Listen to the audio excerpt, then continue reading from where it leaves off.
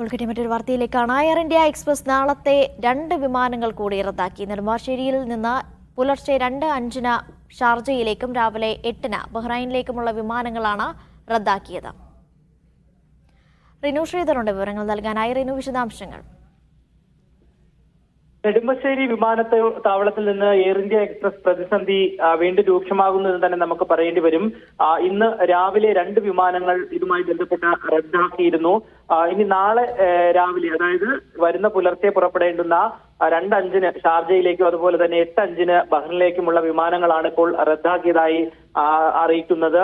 ഇത് നേരത്തെ തന്നെ അറിയിക്കുന്നത്. കഴിഞ്ഞ ദിവസങ്ങളിലൊക്കെ തന്നെ ആ സമയത്ത് ഇവിടേക്ക് എത്തിയതിനു ശേഷം, അതായത് യാത്രക്കാർ എത്തിയതിനു ശേഷമായിരുന്നു ഇത്തരമൊരു അറിയിപ്പ് ഉണ്ടായിരുന്നത്. അത് വലിയ പ്രതിഷേധവും ഒക്കെ തന്നെ ഉണ്ടാകുന്ന ഒരു സാഹചര്യമുണ്ട്. അതുകൊണ്ടാണ് മുൻകൂട്ടി ഇത്തരത്തിലൊരു അറിയിപ്പ് നൽകുക എന്നുള്ളതാണ് എയർപോർട്ടിൽ നിന്ന് നമുക്ക് ലഭിക്കുന്ന വിവരം.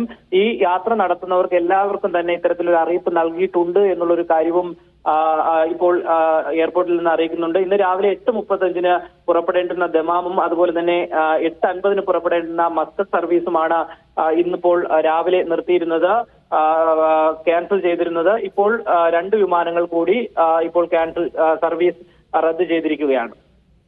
ശരി, റിനു ശ്രീധറാണ് വിവരങ്ങൾ നൽകിയത്.